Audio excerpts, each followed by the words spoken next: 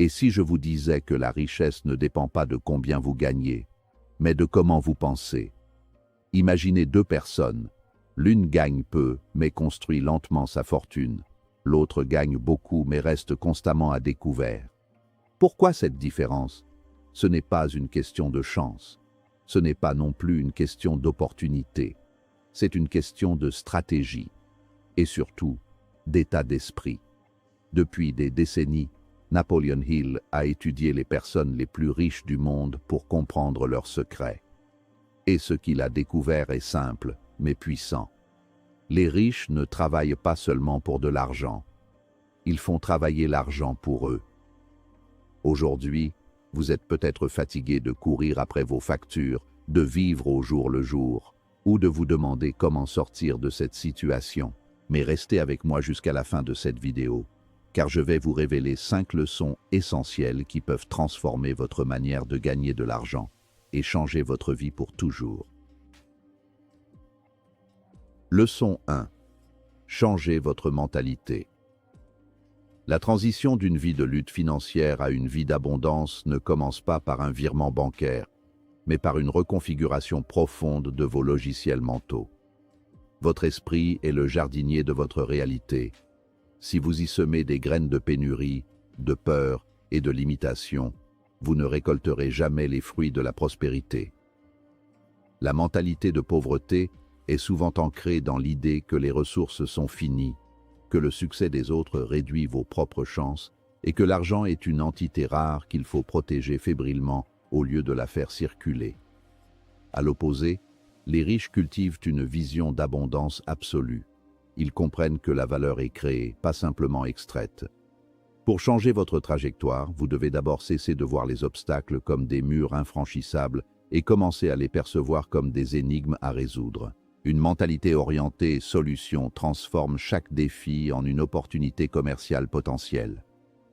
Le conditionnement social nous pousse souvent à blâmer les circonstances extérieures pour nos échecs, l'économie, le gouvernement ou l'éducation. Pourtant, la première étape vers la liberté consiste à assumer une responsabilité radicale. Tant que vous croyez que votre situation financière dépend de facteurs hors de votre contrôle, vous resterez impuissant. Adopter une mentalité de richesse signifie devenir le PDG de sa propre vie. Cela implique de filtrer les informations que vous consommez, d'éviter le cynisme ambiant et de vous entourer de personnes qui voient le monde à travers le prisme des possibles. Ce changement n'est pas une simple pensée positive superficielle. C'est un travail psychologique rigoureux qui demande de déconstruire des décennies de croyances limitantes héritées de la famille ou du système éducatif traditionnel. L'abondance n'est pas seulement une question de chiffres, c'est un état de résonance avec la valeur que vous apportez au monde. Les personnes qui réussissent ne demandent pas « Comment puis-je obtenir plus d'argent ?», mais plutôt « Quel problème majeur puis-je résoudre pour un grand nombre de personnes ?»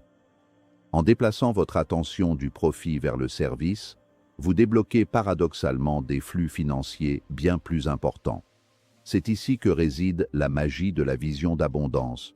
Plus vous aidez les autres à obtenir ce qu'ils veulent, plus l'univers et le marché vous récompensera. Il s'agit de passer d'un mode de survie réactif à un mode de création proactif, où vous ne subissez plus la vie, mais où vous la concevez délibérément selon vos propres termes. Enfin, changer de mentalité exige une discipline cognitive quotidienne. Vous devez surveiller votre langage interne. Au lieu de dire « je ne peux pas m'offrir cela », demandez-vous « comment puis-je me l'offrir ?» La première phrase ferme la porte de la créativité, tandis que la seconde force votre cerveau à chercher des voies d'acquisition. La richesse est avant tout un jeu psychologique. Une fois que vous avez ancré en vous la certitude que l'argent est une ressource renouvelable et que votre potentiel créatif est illimité, les opportunités commencent à apparaître là où elles étaient auparavant invisibles. C'est ce que l'on appelle l'éveil de l'intelligence financière, le socle indispensable sur lequel tout empire durable est bâti. Leçon 2. Diversifiez vos sources de revenus. La fragilité financière naît de la dépendance à une source unique, que ce soit un salaire, un client unique ou une seule industrie. Dans un monde caractérisé par l'incertitude et la volatilité économique, compter uniquement sur votre emploi est, ironiquement, l'une des stratégies les plus risquées. Les riches ont compris depuis longtemps que la sécurité ne réside pas dans un salaire élevé, mais dans la multiplication des canaux par lesquels l'argent arrive dans leur poche. Chaque source de revenus supplémentaires agit comme un pilier de soutien pour votre édifice financier. Plus vous avez de piliers, moins vous risquez l'effondrement si l'un d'eux vient à céder. La diversification n'est pas un luxe réservé aux multimillionnaires. C'est une stratégie de survie qui doit être mise en place dès le premier euro ou franc gagné. Il existe 3 types principaux de revenus. Les revenus actifs, votre temps contre de l'argent, les revenus de portefeuille, gains en capital et dividendes, et les revenus passifs, système qui fonctionne sans votre présence constante. La plupart des gens restent bloqués dans le premier cycle, courant sans cesse après le temps. Pour briser cette chaîne, vous devez commencer à allouer une partie de votre revenu actif à la création ou à l'achat d'actifs générant des revenus passifs.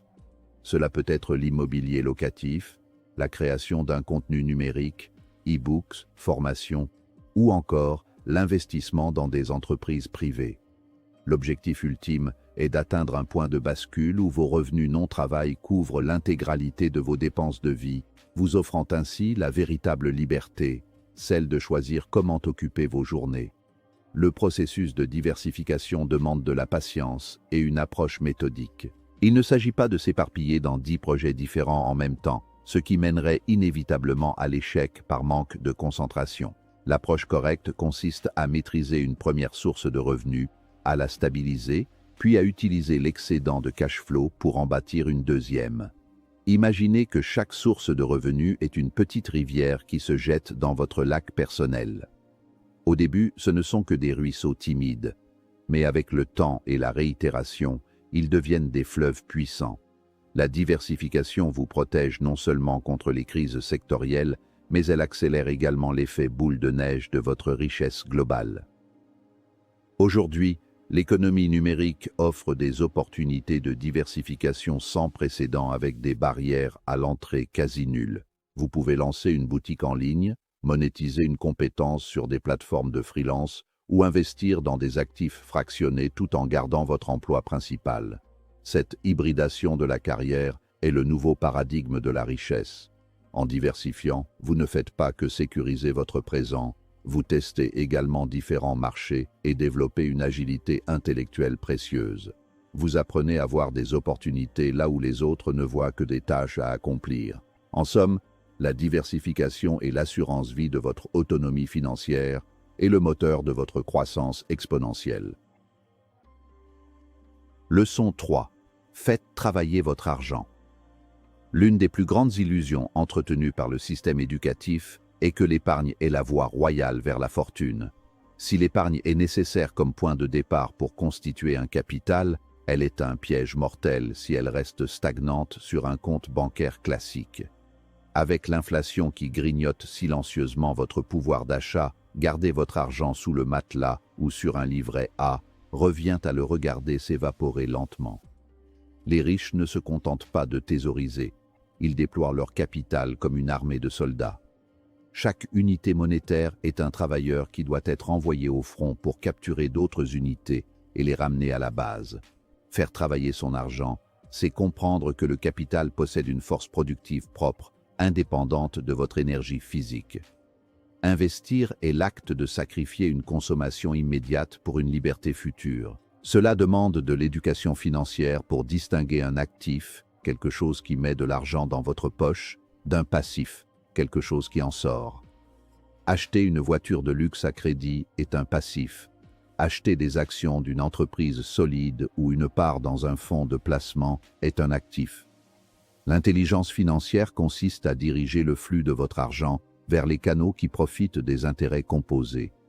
Albert Einstein aurait qualifié les intérêts composés de 8e merveille du monde. C'est ce mécanisme qui permet à de petites sommes investies régulièrement de se transformer en fortunes colossales sur le long terme, grâce à la magie de la croissance exponentielle sur le capital et les gains réinvestis. Cependant, faire travailler son argent ne signifie pas prendre des risques inconsidérés ou jouer au casino boursier. L'investisseur intelligent mise sur la connaissance et la gestion du risque. L'investissement peut prendre de nombreuses formes. L'immobilier qui offre un effet de levier grâce au crédit bancaire. Les marchés financiers qui offrent liquidité et diversification. Ou encore, l'investissement dans votre propre éducation, qui est souvent l'actif le plus rentable. Le concept clé est la circulation. L'argent est comme le sang dans un corps. S'il s'arrête de circuler, le système meurt. En investissant, vous injectez de l'énergie dans l'économie, vous soutenez l'innovation et en retour, vous percevez une part de la valeur créée par la société. Enfin, donner une mission à chaque franc signifie avoir un plan de déploiement rigoureux. Cela nécessite de définir des objectifs clairs et une stratégie d'allocation d'actifs adaptée à votre profil de risque. Vous devez passer du statut de consommateur à celui de propriétaire. Au lieu d'être celui qui achète le dernier smartphone, soyez celui qui possède des actions de l'entreprise qui le fabrique. Ce basculement psychologique est fondamental. Lorsque vous commencez à voir votre argent non plus comme un moyen de plaisir instantané, mais comme un outil de génération de liberté, votre comportement change radicalement. Le temps devient alors votre meilleur allié, car chaque seconde qui passe permet à votre armée de soldats argent de travailler pour vous, même pendant que vous dormez. Leçon 4. Développer des compétences à forte valeur. Le marché ne vous paie pas pour votre temps ou pour votre gentillesse. Il vous paie pour la valeur que vous apportez et la difficulté qu'il y a à vous remplacer. Si vous gagnez le salaire minimum, c'est généralement parce que vous effectuez une tâche que presque n'importe qui pourrait apprendre en quelques jours. Pour augmenter vos revenus de manière spectaculaire, vous devez augmenter votre rareté et votre utilité. C'est ici qu'interviennent les compétences à forte valeur ajoutée, High Value Skills. Ce sont des compétences qui impactent directement le chiffre d'affaires ou l'efficacité d'une organisation. La vente, le marketing, la négociation, la programmation de pointe ou le leadership stratégique. Maîtriser l'une de ces disciplines vous place immédiatement dans le haut du panier économique. La vente, par exemple, est souvent mal perçue, alors qu'elle est la compétence la plus vitale de toute économie. Savoir convaincre, influencer et conclure une transaction est le moteur de tout business. Si vous savez vendre, vous ne connaîtrez jamais la fin, car vous serez toujours capable de générer des revenus, peu importe le contexte. De même, la communication est un multiplicateur de talent. Vous pouvez être le meilleur ingénieur du monde, si vous ne savez pas communiquer vos idées ou diriger une équipe, votre impact restera limité. Le leadership, quant à lui, consiste à savoir mobiliser les ressources humaines pour atteindre un objectif commun. Ces compétences ne sont pas innées, elles s'acquièrent par l'étude, la pratique et l'échec répété jusqu'à la maîtrise. Dans l'économie du savoir actuelle, l'apprentissage continu n'est pas une option, c'est une nécessité absolue. Le concept de diplôme à vie est obsolète. Pour rester compétitif, vous devez devenir un autodidacte permanent. Investir dans des formations, des séminaires, des livres ou du coaching est le meilleur placement que vous puissiez faire. Alors que les actifs financiers peuvent fluctuer, les compétences logées dans votre cerveau sont inaliénables. Personne ne peut vous les voler et elles se déplacent avec vous partout dans le monde. Plus vous empilez des compétences complémentaires, par exemple, être un bon développeur qui comprend aussi le marketing, plus vous créez une niche unique où vous êtes virtuellement sans concurrence.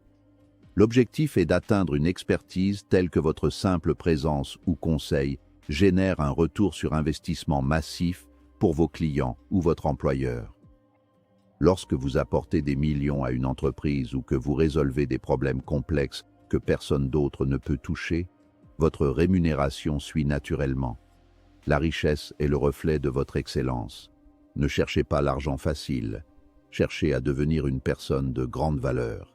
Travaillez plus dur sur vous-même que vous ne le faites sur votre travail. En développant une expertise rare et recherchée, vous reprenez le contrôle de votre tarification et de votre destin professionnel, transformant votre carrière en un actif financier puissant. Leçon 5. Discipline et persévérance. Le plus grand ennemi de la richesse n'est pas le manque d'opportunités, mais l'incapacité à maintenir l'effort sur la durée. Nous vivons dans une culture de gratification instantanée où l'on veut le succès sans le processus. Pourtant, la construction d'un empire financier est une course de fond, pas un sprint. La discipline est ce qui vous permet de continuer à investir quand le marché baisse, de continuer à prospecter quand vous recevez des refus et de continuer à apprendre quand vous préférez vous divertir. C'est la capacité à subordonner vos sentiments du moment à vos objectifs à long terme. Sans cette rigueur intérieure, les leçons précédentes sur la mentalité ou l'investissement restent de simples théories sans effet concret. La persévérance est la foi en action. La plupart des gens abandonnent juste avant que le succès ne se manifeste. Ils voient la stagnation apparente de leurs efforts et concluent que le système ne fonctionne pas, oubliant que la croissance est souvent invisible pendant une longue période avant de devenir explosive. C'est le principe du bambou chinois. Il ne sort de terre qu'après 5 ans de croissance souterraine de ses racines, puis il grimpe de 25 mètres en quelques semaines. La richesse suit la même logique. Vos premiers investissements ou votre premier business peuvent sembler ne rien rapporter, mais vous êtes en train de construire les racines nécessaires pour soutenir votre future prospérité. Chaque jour de discipline s'ajoute au précédent pour créer un momentum irrésistible. La discipline s'applique également à votre gestion de vie. Les riches ne sont pas nécessairement ceux qui gagnent le plus, mais ceux qui conservent et font fructifier ce qu'ils gagnent. Cela demande une autodiscipline constante pour ne pas succomber à l'inflation du mode de vie, cette tendance à augmenter ses dépenses à mesure que ses revenus croissent. La véritable liberté financière s'acquiert en vivant en dessous de ses moyens pendant une période donnée pour pouvoir vivre comme personne d'autre le reste de sa vie. La persévérance, c'est aussi savoir pivoter sans abandonner l'objectif final. Si une stratégie échoue, l'individu discipliné analyse l'erreur, en tire une leçon et ajuste son tir, sans jamais perdre de vue sa vision de l'indépendance. Enfin, comprenez que la réussite est le résultat de petites actions répétées jour après jour. Il n'y a pas de secret magique, seulement la constance. La discipline crée la confiance en soi, et la confiance en soi nourrit la persévérance. Lorsque vous alignez vos habitudes quotidiennes avec vos ambitions financières, le succès devient une inévitabilité mathématique. C'est la somme de vos choix quotidiens, ce que vous lisez, comment vous dépensez, avec qui vous vous associez, qui détermine votre destination finale.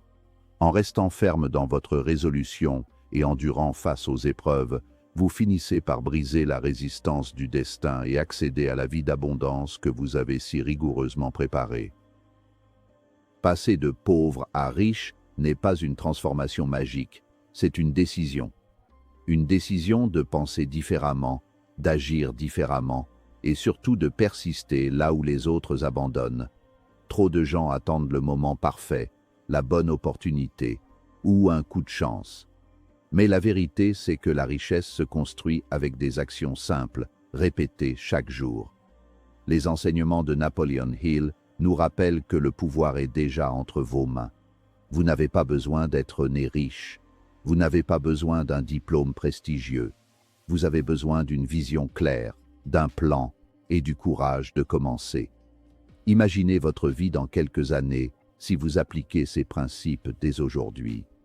Moins de stress, plus de liberté et surtout, le contrôle total sur votre avenir financier.